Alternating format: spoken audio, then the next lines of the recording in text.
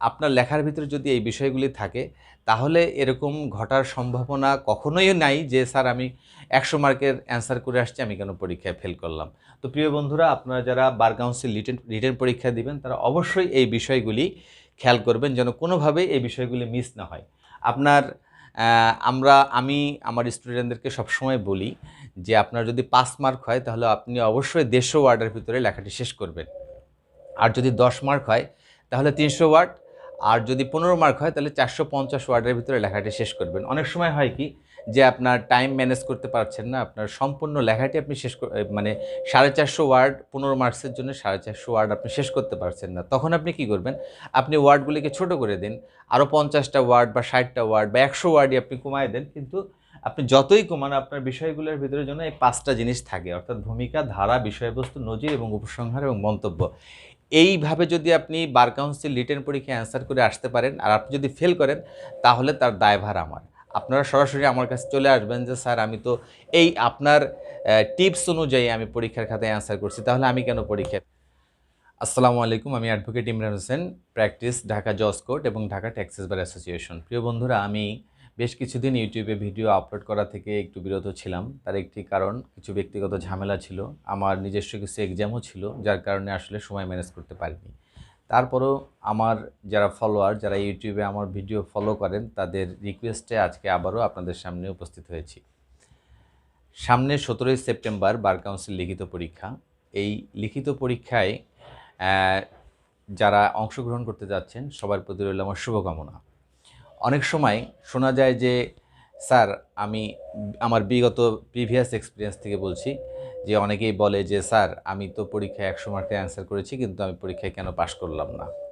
আমার বন্ধু আর আমি সেম গাইড দেখে পরীক্ষায় পড়াশোনা করে পরীক্ষায় খাতায় লিখে আসছি, অথচ ও পরীক্ষায় পাশ করছে, আমি পাশ করি নাই। প্রিয় বন্ধুরা, এরকম কথা প্রায়শই শোনা যায়। তো একটা এক্সামিনার যখন আপনার খাতায় মার্কস দিবে, মার্কস দিতে গেলে বেশ কিছু জিনিস তিনি নোটিস করেন যে আপনার লেখার স্টাইলটা কেমন, আপনার লেখায় ক্লিয়ারনেসটা কেমন আছে, অর্থাৎ অনেকে আছে লেখার ভিতরে প্রচুর পরিমাণে কাটাছেঁড়া করে, তো যার কারণে আবার অনেকের লেখা অস্পষ্ট লেখা, এক্সামিনার বুঝতে পারে না। অনেক সময় প্রশ্নে আপনাকে এক ধরনের জিনিস জানতে চেয়েছে, আপনি অ্যান্সার শিটে দিয়েছেন অন্য এক ধরনের জিনিস। তো এই সমস্ত জিনিসগুলো খেয়াল করার পরে এক্সামিনার আপনাকে মার্কস দেয়। তো আপনার কাছে মনে হচ্ছে যে আমি 100 মার্কের অ্যান্সার করে আসছি, তো এক্সামিনার কেন আমাকে ফেল করিয়ে দিল? তার কারণগুলা এটাই হতে পারে। প্রিয় বন্ধুরা, আজকে আমি আপনাদেরকে দেখাবো যে একটি পরীক্ষায় যদি আপনি ভালো মার্কস পেতে যান, যদি পরীক্ষায় আপনি ভালোভাবে পাশ করতে চান, তাহলে আপনি যে লেখাগুলো লিখবেন সে লেখার ভিতরে কোন কোন বিষয়গুলি থাকতে হবে। বিশেষ করে যারা বার কাউন্সিল লিখিত পরীক্ষা দিচ্ছেন তাদের জন্য আজকের এই ভিডিওটি অত্যন্ত গুরুত্বপূর্ণ। কাজে আপনারা কেউ ভিডিওটি স্কিপ না করে একেবারে শেষ পর্যন্ত দেখবেন। আমরা জানি যে বার কাউন্সিল লিখিত পরীক্ষায় টোটাল সাবজেক্ট থাকে হচ্ছে 7টা। 1 নম্বরে থাকে হচ্ছে সিপিসি, 2 হচ্ছে সিআরপিসি, 3 নম্বরে হচ্ছে পেনাল কোড পিসি, 4 নম্বরে হচ্ছে এসআর অ্যাক্ট, 5 নম্বরে হচ্ছে এভিডেন্স অ্যাক্ট,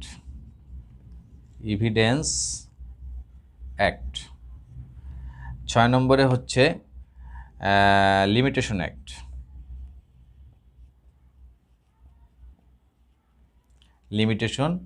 অ্যাক্ট, 7 নম্বরে হচ্ছে বার কাউন্সিল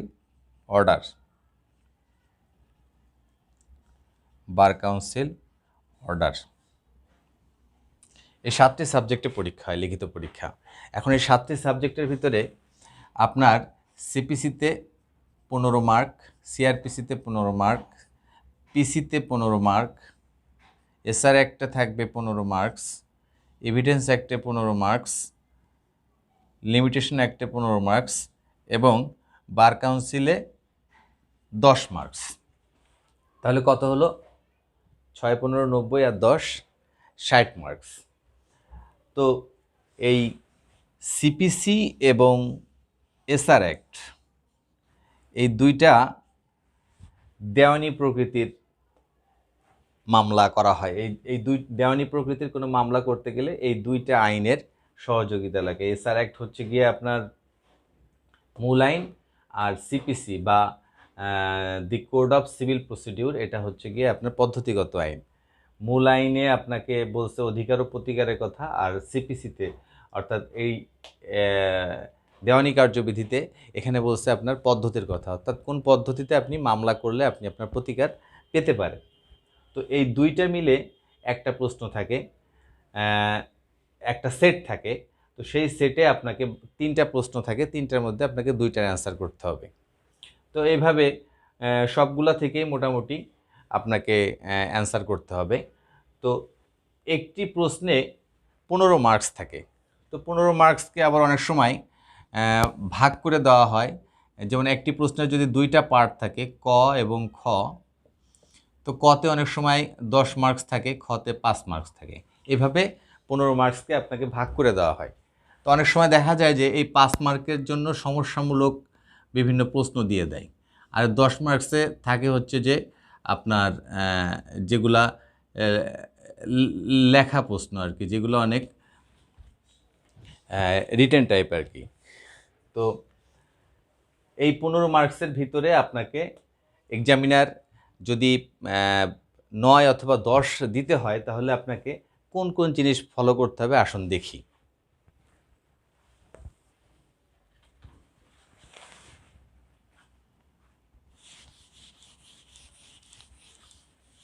পরীক্ষার খাতায় ভালো মার্কস তুলতে গেলে বেশ কিছু জিনিস আপনাকে খেয়াল করতে হবে। তার মধ্যে 1 নম্বর হচ্ছে স্পষ্টতা,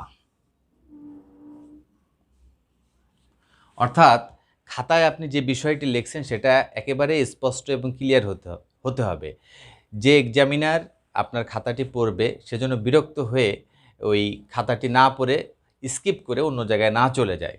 অর্থাৎ যদি এক্সামিনার আপনার খাতাটি প্রশ্নটির অ্যান্সারটি প্রথম থেকে শেষ পর্যন্ত পড়ে, আপনি অবশ্যই ভালো মার্কস পাবেন। আর যদি সে বিরক্ত হয়ে না পড়ে, তাহলে হয়তো বা একটা অ্যাভারেজ একটা নাম্বার দিয়ে সে স্কিপ করে নেক্সট অ্যান্সারে চলে যাবে। তো এই জন্য স্পষ্টতা এই বিষয়টি খেয়াল রাখতে হবে।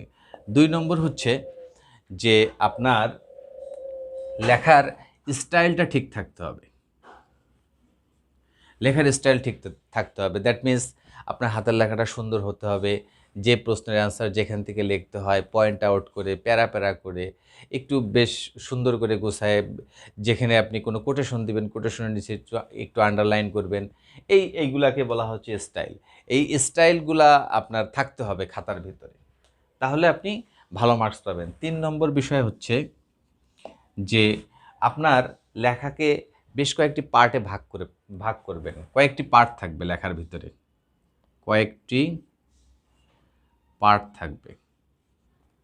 তার মধ্যে আমরা 1 নম্বর পার্টে যদি লিখি, তাহলে হচ্ছে যে আপনার যে প্রশ্নেরই অ্যান্সার জানতে চাওয়া হবে সেখানে একটা ভূমিকা থাকবে। আপনি যদি ভূমিকা না দেন, আপনার এক্সামিনার বেশ কিছু জিনিস খেয়াল করে লেখার ভিতরে। তার মধ্যে 1 নম্বরে ভূমিকাটা বা সূচনাটা ঠিকমতো আপনি দিয়েছেন কিনা। তো 2 নম্বর বিষয় হচ্ছে যে ধারা, আপনি যেই ধারার আলোকে অ্যান্সারটা করছেন সেই ধারাটি ঠিকমতো আপনি উল্লেখ করেছেন কিনা। অনেক সময় একটা প্রশ্ন এরকম দেওয়া হয় যে সুনির্দিষ্ট প্রতিকার বলতে কী বোঝো। তো এই সুনির্দিষ্ট প্রতিকার বলতে কী বোঝো এই প্রশ্নের অ্যান্সার দিতে গিয়ে আপনি প্রথমে ভূমিকাতে লিখলেন যে সুনির্দিষ্ট প্রতিকার বলতে আসলে বোঝায় যে বাদী যে প্রতিকারটি আদালতের কাছে চাইছেন, আদালত যদি তাকে অ্যাজ ইট ইজ সেম প্রতিকারটায় দেয়, তাহলে সেটি হচ্ছে সুনির্দিষ্ট প্রতিকার। তো এই কথাটুকু আপনি ভূমিকার মধ্যে লিখে দেন। এবার আসছে ধারার বিষয়। ধারাটা মোস্ট ইম্পর্ট্যান্ট পার্ট, কারণ ধারার উপরে অনেক সময় ভালো একটা মার্কস ক্যারি করে। তো সুনির্দিষ্ট প্রতিকার আইনের আমরা জানি যে সুনির্দিষ্ট প্রতিকার আইনের 12 থেকে 30 ধারায় এই সুনির্দিষ্ট প্রতিকার সম্পর্কে বলা হয়েছে। তো আপনি ধারাটা লিখে দিলেন, এবং ধারাটা লিখবেন এমনভাবে প্রয়োজনে আপনি হাইলাইট করে দিন ধারাটাকে, যাতে এই এক্সামিনারের চোখে এই ধারাটি খুব দ্রুততার সাথে, কারণ অনেক লেখার ভিতরে কোনটি এক্সামিনারের চোখে পড়বে কোনটি সে স্কিপ করে যাবে এটা বলা মুশকিল। কিন্তু আপনি যদি এটাকে একটা হাইলাইট বা আন্ডারলাইন করে দেন, তাহলে এক্সামিনার অবশ্যই এটাকে নোটিস করবে। 3 নম্বর হচ্ছে আপনার বিষয়বস্তু। বিষয়বস্তুটা হচ্ছে যে আপনার যে বিষয়ে অ্যান্সারটি জানতে চাওয়া হয়েছে সেই বিষয় সম্পর্কে ডিটেলস আপনি বর্ণনা করবেন। সেখানে বর্ণনা থাকবে, সেখানে উদাহরণ থাকবে, ইত্যাদি যাবতীয় বিষয়গুলো আপনি বিষয়বস্তুর ভিতরে তুলে ধরবেন। আরেকটি পার্ট হচ্ছে 4 নম্বর পার্ট হচ্ছে যে কোনো একটি নজির। অনেক সময় আদালত উচ্চ আদালতের বিভিন্ন নোটিশকে ফলো করে, নিম্ন আদালতগুলো সাধারণত উচ্চ আদালতের নজির ফলো করে। তো আপনি যদি ডিএলআর সহ কোনো একটি ডিএলআর সহ যদি এরকম একটি নজির দিতে পারেন এবং এটাকে এক্সামিনারের নজরে নিয়ে আসতে পারেন, তাহলে অবশ্যই আপনি ভালো মার্কস পাবেন। তারপরে হচ্ছে সবার শেষে আমরা যেটা দেখব সেটা হচ্ছে যে উপসংহার। উপসংহার 5 নম্বর পার্টে হচ্ছে উপসংহার বা সিদ্ধান্ত বা মন্তব্য, এই এই প্যারাটা থাকবে। তো এটার মানে হচ্ছে কি যে আমি আমার লেখাটাকে সামারাইজ করে ফেললাম, শেষ করে ফেললাম। তো কি থাকবে আমরা আরেকবার একটু দেখি। ভূমিকা থাকবে, যেই ধারার আলোকে আপনি অ্যান্সারটি করছেন সেই ধারাটির কোন ধারার আলোকে করছেন সেই ধারাটি দিবেন। বিষয়বস্তুগুলা লিখবেন, আপনি বিষয়বস্তুর ভিতরে আপনি ডিটেলস লিখবেন। তারপরে নজিরটা আপনি ঠিক মতো দিবেন যে এরকম অনেক সময় হয় যে রাষ্ট্র ভার্সেস সুলতান, এই মামলা ডিএলআর এত, এটা যদি দিয়ে দেন, এটা যদি এক্সামিনারের নজরে পড়াইতে পারেন তাহলে ভালো মার্কস আসবে। আরেকটা হচ্ছে উপসংহার বা সিদ্ধান্ত বা মন্তব্য, এইটা অবশ্যই দিবেন। তো আপনি আপনার লেখার ভিতরে যদি এই বিষয়গুলি থাকে তাহলে এরকম ঘটার সম্ভাবনা কখনোই নাই যে স্যার আমি 100 মার্কের অ্যান্সার করে আসছি, আমি কেন পরীক্ষায় ফেল করলাম।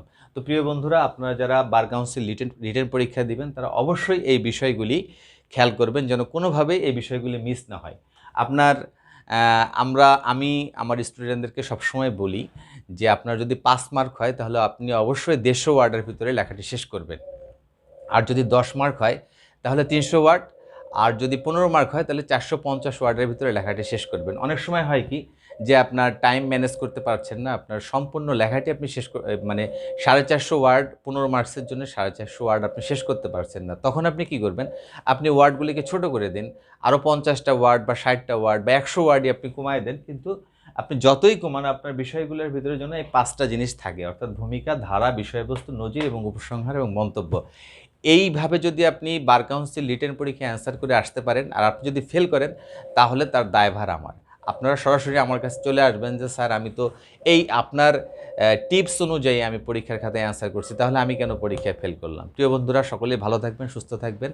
আর আমার পরবর্তী ভিডিও দেখার জন্য অবশ্যই আমার চ্যানেলটিকে সাবস্ক্রাইব করবেন এবং বেল বাটনে একটি বেল বাটনে একটি প্রেস করে রাখবেন যাতে নোটিফিকেশন আকারে আমার সমস্ত ভিডিও আপনার কাছে পৌঁছায় যায়। আর আমার ভিডিওটি বেশি বেশি শেয়ার করবেন যাতে সকলের কাছে আমার ভিডিওটি যায়। আর সকলে আমার জন্য দোয়া করবেন। খোদা হাফেজ।